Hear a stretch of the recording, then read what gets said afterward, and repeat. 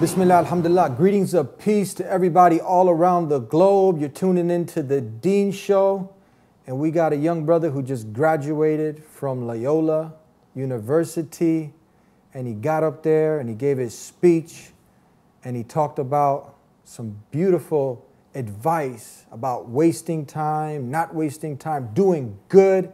And this is a Muslim. And you see the media usually portray Muslims as fanatics. As soon as they start practicing Islam, you got to work under the radar. But this young brother is practicing his deen. He's praying. But before that, he was an atheist. That's right. He was an atheist. So we get some emails in sometimes where you got some Muslims. They come from a Muslim background. And, we know that this is something illogical, to not believe in the Creator. How can you deny the sun? It's right up there. But the Maker who made the sun, you denying Him?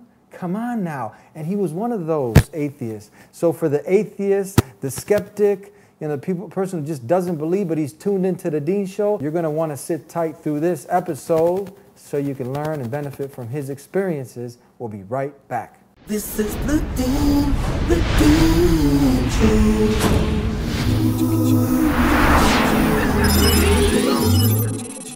This is the Deen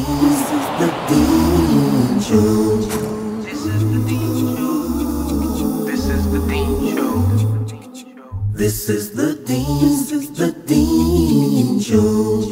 This is the Deen Show. This is the Deen Show. This is the Deen Show. This is the Deen Show. Peace be with you. Wa alaikum assalam. How are you? Alhamdulillah, I'm good. You know what, man? I'm really excited, because, I opened the show and I talked about someone who was an atheist. Right. And now you're one who has consciously made the decision that, Islam is the truth, based on proof. And many people, they go through the rituals. They're praying, they're fasting, but you know what? Or not even that, they're going through it, but they don't know why they're doing it. Now are you doing it with full conviction that this way of life is from the Creator? Yeah, of course. But after having gone through that journey over the past 4 years. Well, how did you end up going through that journey? Because your parents are actually Muslim. Right. Were they praying? Were they implementing Islam? Yeah, they tried their best to do so. Yeah. So let's go back in history. We want people to benefit from your story because there's a lot of people in this similar situation that you were in. Right. So hopefully they can hear your experience, benefit from them, and then make a conscious decision that this way that I'm upon doesn't make sense, right? But what he's doing does make sense. So let's begin from the beginning. How did it start? Well, I started back in high school where me and my friend, one of my best friends actually, we started having doubts about the religion because we were never actually taught what the religion says. It was just like pray, fast, go to the mosque whenever you can, and that was about the extent of our religious knowledge. And then towards our senior year of high school, Bill Maher came out with a movie called Religulous, and we both watched that, and we both became atheists after that point. So when I started college, I was already atheist. But I want to qualify that when I say atheist, it wasn't like it was some logical reasoning that I went through to come to that point of being an atheist. It was more like I was never taught the religion, so I was just atheist to the idea of a God. So when you think about Richard Dawkins, he describes how he feels about fairies and unicorns. He says that I am atheist to the idea of a unicorn, so I'm an a-unicornist. I am an atheist to the idea of a fairy, so I'm an a-fairyist. In the same way, he was an atheist to the idea of a God. And that's kind of how I was. I had no reason to believe. I had no reason to really think about it. No one ever talked about it with me. None of my friends ever talked about religion. The extent of my religious knowledge was that we can't eat zabiha meat. And that's pretty common in most Desi families. SubhanAllah, that was like as much as you can't eat halal meat, zabiha meat. That was it. That was it. All I knew was that there was Allah, there was a man named Muhammad, and he had a friend named Abu Bakr. Yeah. I had no idea what hadith was. I never heard that word hadith in my life. I never heard of what a sahaba was. Yeah. I never heard there's something called Nabi or Rasul. I never even knew the Quran was actually the word of Allah. All this time I thought the Quran was a word of just a bunch of Arab men in Saudi Arabia. Yeah. That's all I knew, like literally. So now you see this movie, which the movie's really bashing Christianity. It's showing the inconsistencies in Christianity. That's what the movie's really about. Yeah. So it's showing, you know, some of the absurdities, you know, that are in the Bible, you know, and we're never trying to disparage against anyone. And we take strong exception when someone disparages against God, any of the prophets, Jesus being one of them, because we love Jesus and Moses and Abraham, the last and final messenger of Prophet Muhammad, peace be upon him. But you'll see certain things in the Bible that we can't attribute to God or any of the prophets. That's clear. There are contradictions. He exposes, but Bill Maher is his name, right? Yeah. He exposes those things. But now that you investigated, did you obviously now, you didn't know, but now did you thoroughly investigate Islam, the Quran? Yeah, I did eventually, but in the beginning I thought that, well, if Christianity's messed up, then Islam must be messed up. I just don't know, I don't care, I don't want to think about it. I have no reason to think about it. That's kind of how I was. I was just agnostic or atheist to the idea of any religion in general.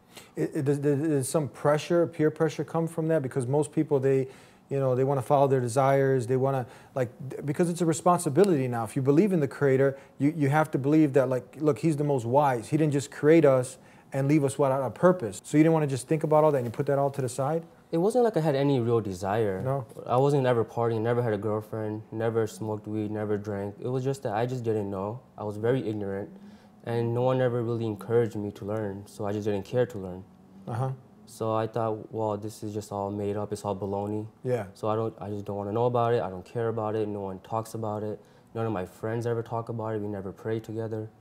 I mean, you're fairly young, so what do, you know, the people who are in your age bracket, younger, older, what was usually the conversations like? Just sports, school.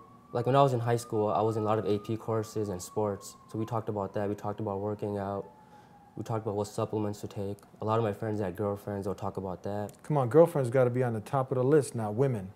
Well, for me, honestly, I always found women kind of annoying. Yeah. So I never liked any of them. Huh? Well, but now someone thinks, man, this guy's, you know, weirdo. He's going the other way. Is that? I know, that's what I mean. Like, my story is kind of different than most Yeah. people's. It's not like I was addicted to drugs or women that caused me to despair. But you're planning to get married soon, right? Did you get married yet? No, not yet. But are you planning to get married? Yeah, inshallah, I would like to, but... Okay, may Allah find you, the Creator finds you, help you find a good, righteous woman, mashallah. So tell us now, okay, the conversation, sports, women, and, you know, did anyone ever bring up, like, purpose of life? Oh, no. Never? Never. Why do you think that is? We never knew about it. Yeah. So we didn't talk about it. Okay, you go to school and there's a purpose, right? Right. Obviously, you know, you have a curriculum, you got to go to class, but what about, like, our existence? No one even bothered to think, you know, No. I mean, it's not like, you know, I grew up, people were talking about it. Now that I look back, it's a blessing that you're living the purpose of life. But before, it's just like you're thinking, how could I have not thought about that? It never came up in conversation. I didn't know there's something called a day of judgment. I didn't even know that. That's like the basic tenet of our religion. We die, then we go back and get judged. I didn't know that was even existent. Does that make more sense now Oh, yeah, it to makes think perfect about sense it, now. right? Because people are dying every day. It's like a conveyor belt. Some people come into this life and then leave this life. And then where do you go? We never thought about it. We never thought about No. it. Are you happy now that you've Yeah, thought about it? You know, that now, you're but- preparing for it? Yeah. Yeah. Okay, so continue on. Okay, you're in school. You mentioned, I mean, how did you, for someone young in college, people go to college, okay, it's like the Creator protected you from that, but we know it's a reality that people go to college for the experience, man. For the parties, you know, the frat parties. Is that what they're called, frat parties? Yeah, frats. And you had like 17 floors. How many floors, women? So in the dorm I lived in, there was 19 floors in total, called Mertz Hall. And I Yeah. mentioned that in my speech, actually. Yeah.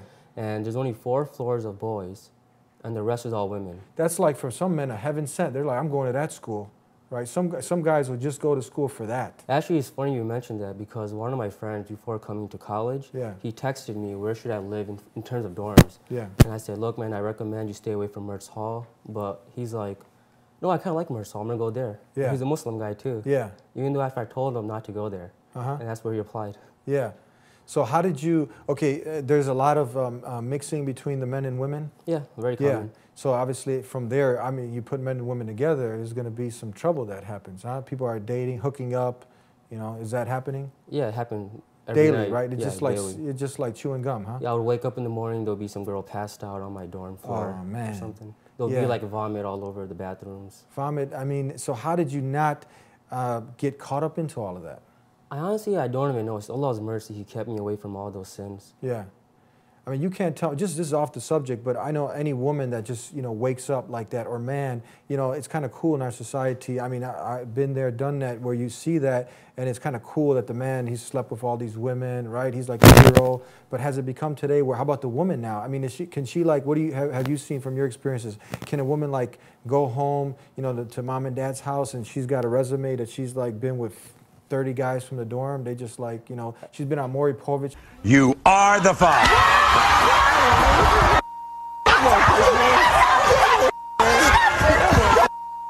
She's been on Maury Povich, maybe, can't figure out who the baby's daddy is. I think that's the hypocrisy of the culture, where if a man does it, it's kind of cool. Yeah. If a woman does it, she's looked very down upon. Mm-hmm.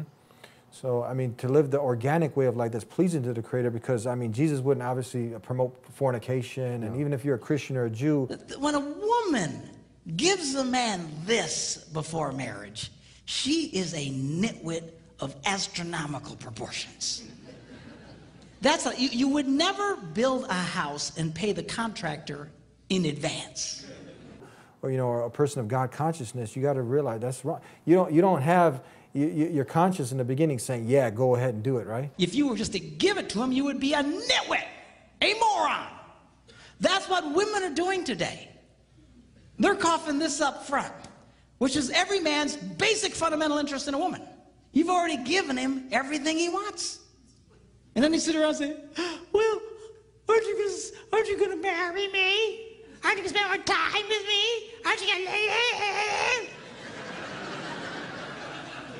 No, he's not. Why won't? Because you're an idiot. That's why. Don't do that. I think one of the reasons is because I had a little sister, and if I never wanted someone to do anything to her, I don't want to do something to someone else's sister. Yeah. If there ain't no ring, you ain't getting the thing, is what you need to tell him. Yeah, women are more precious than, just a piece of meat. No, seriously, girl, I don't know what. There's something that really happened in the female culture. I think it's because of the women's lib thing, and they think, well, now we can go out and we can be as sexual as men and stuff like that. But they are fighting against their own interests. There are millions of women in America today that are so frustrated they can never get this. They can never get this. You know why? Because they're dumb. I'm serious. I don't mean it in a mean way, but they're doing a dumb thing by just coughing this up to every guy that comes along, thinking this, it doesn't work that way. That's why we're trying to give some good advice to our sisters in humanity to beware the dogs, right? Yeah. So we'll be talking about more of this, your story here on The Dean Show. Don't go anywhere. We'll be right back.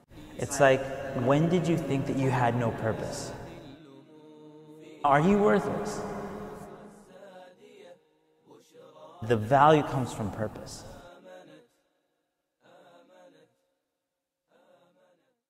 Your purpose in life is to worship the Creator, not worship your desires and self, not worship social pressure, the celebrity culture, but worship the thing that's much higher and transcendent, above and beyond. By worshiping God and seeking His pleasure, you get pleased. So you have double pleasure. Back here on The Dean Show, we're getting your perspective. I just want to go off on this real quick because we want to help save our sisters in humanity, because I think it's very important for her to get a guy's perspective. They did also, like, this is not Muslims doing this, but they did on college campuses asking, can men and women be friends? Yeah, Did you see that? Yeah, I've seen that. I mean, men, what are our men's minds? I mean, you're in a unique situation, but what do most men want to do with women? Well, I think it's kind of obvious, but... They just want to get their way, isn't it? Fulfill their desire. Basically, yeah. Basically, yeah. I mean, we just want to witness that from someone who just came from, graduated, and was on the dorms. You were on the scene. Oh, yeah. What are your thoughts on that? Yeah, like all my friends would just talk about that. Every day was like, I wonder if I could get with this girl. They had something called a gentleman's challenge, where like a bunch of guys on my floor were trying to sleep with this one particular girl. And it was called a gentleman's challenge. There's nothing gentleman about it, but... A gentleman, so describe it. So there's guys who are betting a gentleman's challenge if they can get with a specific woman. Yeah, that was a gentleman's challenge freshman year. That's oppression of the woman right there. I mean, and it's sad that the woman's gotten caught up into this whole, game. And then she ends up getting used and abused, turned like a door handle with so many guys. And then what you got? You just tainted your soul. Yeah, I've seen this so many times. Yeah. So many times. So many times. So what suggestion would you have for the women? I would just say that just know if a guy's a jerk. It's kind of easy to tell just from the stuff he talks about. Mm-hmm. And most guys in the age of 18 to 22 are not thinking with their brains. Yeah. They have no intention of getting married at that age. No intention. No intention. You know, unless they're really God-fearing, you know, they want you to meet their parents, the parents are involved, but this is like old-fashioned nowadays. But it's the truth. Well, that's an honest reality. Yeah. Most guys are not thinking about that. They're not. And women think by giving the man sex that they'll get him to fall in love, but they're just fooling themselves. Yeah, I've seen it. Even with Muslim women, it happens. Yeah. So it's not something unique to the American non-Muslim culture anymore. No. And if, again, if you're a Christian, a Jew, a Muslim, you know, Islam is about preserving the family, you know, preserving the society. By preserving the family, you preserve society and you got a healthy environment. You know, instead of all these abandoned children, STDs, broken homes, broken societies, and men with just broken minds and broken hearts. That's a fact. Is it fiction? It's a fact. It's a fact. So let's go back to your experience now. You know, you were an atheist. What happened to have you overcome that, you know, and to come to where you're at today now? A Muslim, one who is submitted to the will of God, the creator of the heavens and earth. Talk to us. Well, what happened was that my freshman year when I was in the dorms, one of my friends named Jamal, he told me that we're going to have Ramadan prayers, Tarawih prayers, for those 30 nights on campus. And then I said, okay, fine, I'll come. But then I didn't go to any of them. I was on campus, I could have easily walked in 5 minutes and gone to the prayers, but I decided not to. And then I kind of felt bad. For whatever reason, I just kind of felt bad that I didn't go. And then I saw these posters up everywhere that there would be an MSA event for an Eid dinner, just to celebrate the end of Ramadan. And so I went to that, and I didn't know anybody there. And so I'm sitting there alone, there's hundreds of people, men and women, faculty, even non-Muslim faculty who come just to support the MSA. And then this brother, Ali Hazama, I remember him very clearly, he starts reciting the Quran. And honestly, that was like the most beautiful thing I had ever heard in my life. Because when I was growing up, I used to write rap music and hip-hop lyrics and record them myself, like making my own CDs. I never published them like for resale. You wanted to be a rapper? Oh yeah, I used to write songs myself. Yeah? Yeah. And you were like trying to do this stuff?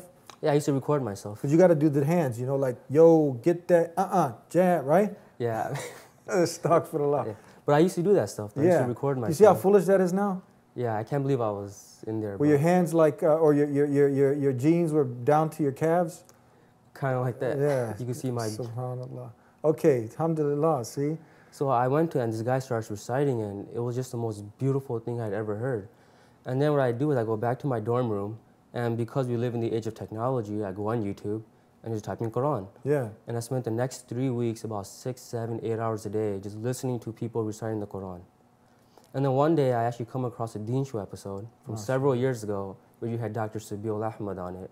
And it was something like proof or evidence the Quran is a word of God. It was something like that.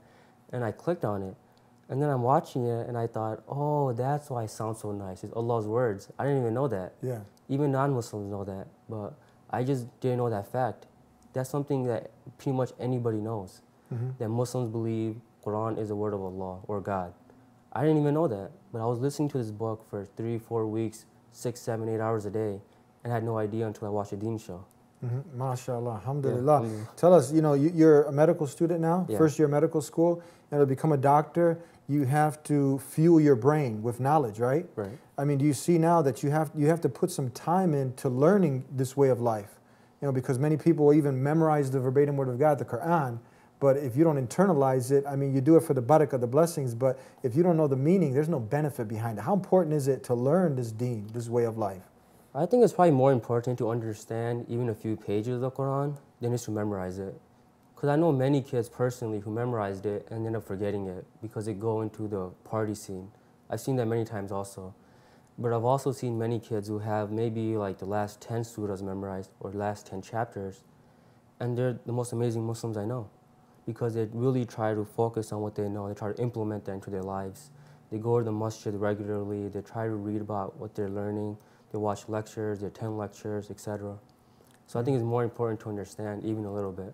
How do you feel, because you have a lot of, you know, people who malign Islam. We know that Islam is a way of life that is from the Creator. It's not organized by human beings. It's organized by the one who created creation, and anyone who takes a sincere, humble look at it, reads the Quran, studies the life of the Prophet Muhammad, peace be upon him, who was a brother to Jesus, Moses, Abraham, who called people to worship the Creator, not His creation. They will see that this is not a man-made religion, like you came to find out, right? So when you see people maligning it and trying to make it look like it's some fanatic, barbaric religion, and now you're someone who's graduated from university, going to be a medical doctor, God willing, who's a productive citizen, what do you have to say to those people? I would just say that don't make the mistake that I made. If you have a question about Islam, don't take it from somebody who either left the religion or someone who's not even following the religion. Because that's what I did. I had a question, I went to Bill Maher, Richard Dawkins, Sam Harris, all these famous atheists and agnostics. But then I didn't really think, like, why don't I go and talk to someone who's actually following the religion? And then when I started doing that, I realized what the religion is really all about. So if you have a question, talk to someone who is following the religion, not from someone else. Okay, did you get a chance to look at myself? Speaking of myself, I opened up a world religions book. I wanted to make sure that this is way of life, because I think anyone who's come to Islam, we have a lot of Bible scholars, Christian scholars, Hindus, people from around the world that they really took an analytical, scientific approach. They investigated Islam, because Islam is not calling you to blind belief. Allah is telling us in the Quran to think, to ponder. Where did this book, أَفَلَا يَتَّدَبَّرُونَ الْقُرْآنَ, do they not consider the Quran with care? Had it been from other than the Creator, you would find much contradiction in it. There's no contradiction. The Creator's challenging you, right? So why? So I looked at Christianity, I looked at Hindu, and all the other world religions, and it just doesn't make sense. You don't have to go too far, into it. But the more you get into Islam, the more you're convinced. From your experience, I mean, what are some of the things that, your friends, people ask you, why didn't you look at Christianity? Why didn't you say Jesus is your Lord and Savior? Why didn't you go into that after Christianity? Hinduism, what would you say? Well, actually, when I was in college, my majors were history and religious studies. So I spent the last 3.5 years studying different religions. So it's not like anyone can tell me that I didn't look into other religions after my conversion. I did. I studied Hinduism, I studied Judaism, Buddhism. I mean, I was an atheist before, agnostic kind of related. But I studied everything, but at the end, Islam still made the most sense. It made the most sense. Yeah. Do you feel that anyone that would give it the time of day, right, didn't just, you think it's a cop-out when someone just, okay, they come from a way of life, and again, we're not trying to disparage on anybody, we're just trying to have people think. They say, okay, this Trinity doesn't make sense, for instance, or worshiping like, the sun or the moon or 3,000 gods, in some religions. And they just say, you know what, this is all man-made. They say, oh, I don't believe in any organized religion, but they don't give Islam a shot. Are they selling themselves out short? That's exactly what I did. Yeah. I watched Religulous. He spent most of the movie making fun of the idea of Christianity. And I interpret that as, well, if Christianity doesn't make sense, nothing makes sense. Mm-hmm. And that's kind of the mistake I made. I didn't really bother investigating Islam. Yeah, you don't want to do that. It's like painting, people with the same brush, right? Yeah, that's exactly what I did. Yeah. Okay, let's take a break and we'll be right back with more here with our brother, Mansoor, on The Deen Show. And it's simple to understand. I wouldn't know what the sky looked like, what the trees looked like. I would have never seen the faces of my beautiful children if I didn't have the ability to see. How blessed we are by Allah. And obedience is born out of gratitude. So thank Him, call upon Him, establish a relationship with Him. Forget about the past. Take it out of being a ritual and make it a spiritual experience. Islam is not something dubious, unclear, hazy. It's really straightforward. He said it changed his life. He said he saw every single episode that you had ever recorded. Back here on The Deen Show, former atheist, graduate from Loyola University. Do you feel that the campuses, that's a lot of the professors, that they push atheism on the students? I think some of the philosophy professors do, but in my experience, the Jesuit professors were actually the most open-minded, nicest, kindest people I've ever met. For someone who doesn't know what that is, what is that? A Jesuit is like a priest in the Catholic order, yeah, the Catholic Church. Uh-huh. And they've always encouraged, religious freedom and tolerance and interfaith. I mean, they even let me recite Quran at graduation. They let us do our own events, invite our own speakers. They gave us our own masjid with our own wudu center. Yeah. So that's really nice of them. Yeah, really nice. Yeah. Yeah. So tell us. Obviously, you're praying 5 times a day. Yeah, alhamdulillah. You're getting ready for Ramadan. Yeah, I'm trying. Alhamdulillah. Do you find it challenging? In a way that, you know, many people, they're neglecting salah because, you know, the dunya, you know, the worldly life is taking over. But you're studying, you're making time for salat. Yeah. Is this improving your life?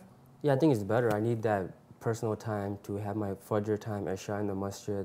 I think it's better for me than the times where I just neglect all that and focus on studying. Yeah. What advice do you give for some people, old or young, you know, male or female, who they're just like, I'm just so busy, you know, I don't have time to pray? What do you tell them?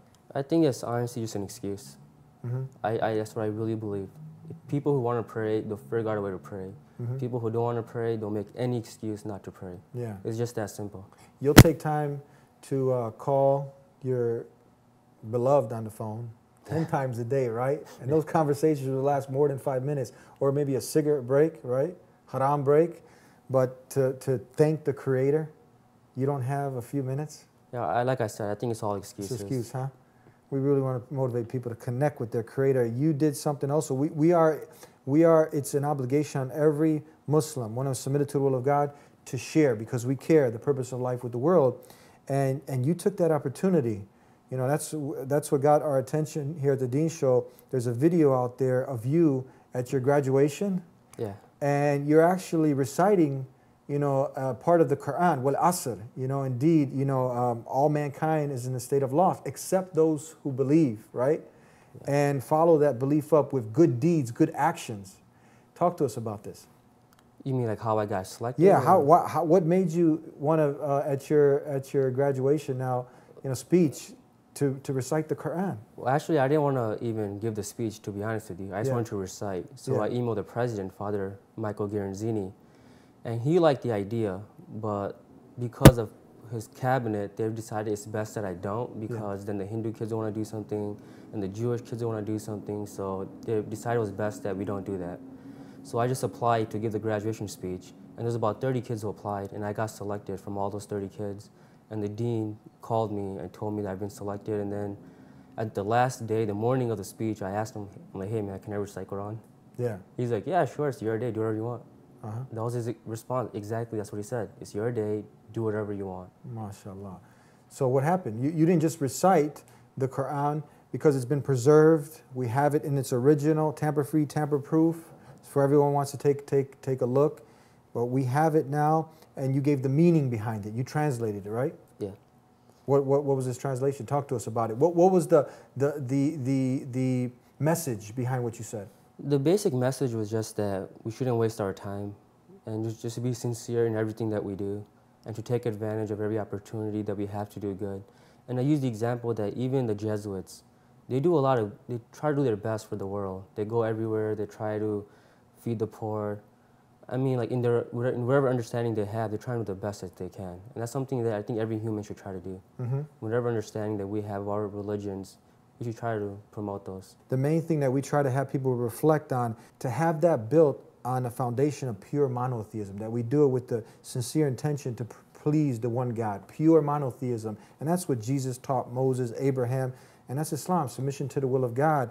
And you, alhamdulillah, you know, you were giving this advice. So for the people that are stuck all day, you know, playing Xbox, Grand Theft Auto, you know, watching Jersey Shores, you know, just wasting time, does this go back with the advice you were given? Yeah, like most of my friends who I started school with, they were pre-med. They don't make it because every day they're staying up late, 2, 3 in the morning, watching TV, playing video games, on Facebook or something.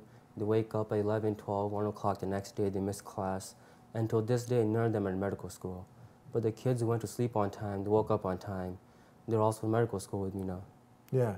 So before we cut out, you know, that's why we wanted to encourage people that A, you can be one who is practicing the way of life from the Creator, and you can end up being a doctor, graduating from school, not ending up some fanatic, right? Yeah, of course not. So obviously you can be someone who's well balanced. You can be the best in this life, because that's what the Creator wants for us, to be the best, but don't neglect your responsibility towards your Creator and preparing for what comes next, the Day of Judgment. What are your thoughts on that? Yeah, like you said, it's all about balance. There's nothing complicated about being successful. It's just about being able to, like, so I have a balanced schedule where I have time for the Quran, time for school, spend time with my family. I call my mom and dad every day. I just have everything in order now.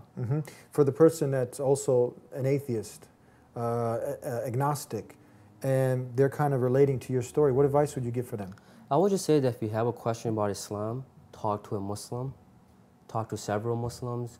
I encourage you to go to the mosque, just try it out. No one's going to throw you out. They shouldn't, at least. I mean, that's what I used to do with all my friends who are formerly non-Muslims. I would just say, yeah, just pray with me, who cares? Yeah. Just come to the masjid with me. And over the years, several of them did end up becoming Muslim. And that was only because I kept an open arm to them and try to read books on Islam. Not mistake that I made, which is go to an atheist or an agnostic or someone who apostated from their religion and ask that individual questions. It's best to ask a source from people who have knowledge. That would be my #1 advice. And you see people, most people, let's say, because you mentioned left, is because they weren't implementing it. They didn't understand it, right? Yeah. And they came and thought it was something like some hocus pocus, and you can just say, I believe, and you're going to be, saved. No, it requires work. And you're starting to do the work, and you're starting to see the benefits. Yeah, alhamdulillah. Alhamdulillah. May Allah reward you, the Creator of the heavens and earth. And maybe when you graduate from medical school, we'll get you to give some advice here, how we can stay in better health, huh? Yeah, inshallah. Inshallah, God willing. We'll see you again. Thank you. Assalamu Alaikum salam. And thank you for tuning in to The Deen Show. Take a look at this Quran. It's from the Creator of the heavens and the earth. Take a look at it sincerely. And you look around you, you see the sun and the stars, you see the galaxies. It didn't just happen by chance. That doesn't make sense. That doesn't make sense for any pondering person who really reflects and thinks. You look at the heavens and the earth and all the different beautiful things of creation, and there's no way that you can just come to that conclusion. All of that happened by chance. So really think about it, and within yourself ask. Do like one of our guests has shared with us his story. He did the skeptic's prayer. He said, if there is a God, if you're out there, guide me. Even start with that. Even start with that, because this way of life is only promoting goodness, or organic way of living. And that's what we're all shooting for, right? Whole foods, isn't it? We all want organic. Well, Islam is an organic way of life, calling you to everything pure, wholesome goodness. And at the end, what do you got? If you live the good life, then you got paradise. But if you're an atheist and you just die, and then the hellfire is true, which it is, and paradise is true, which it is, but you didn't work for it, then what do you got? You only have yourself to blame. And the signs are clear. One of them is that you're tuning in here to The Deen Show. And continue to tune in every week. And call us 1-800-662-ISLAM. Let's start a healthy dialogue. We'll see you next time. Until then, peace be with you.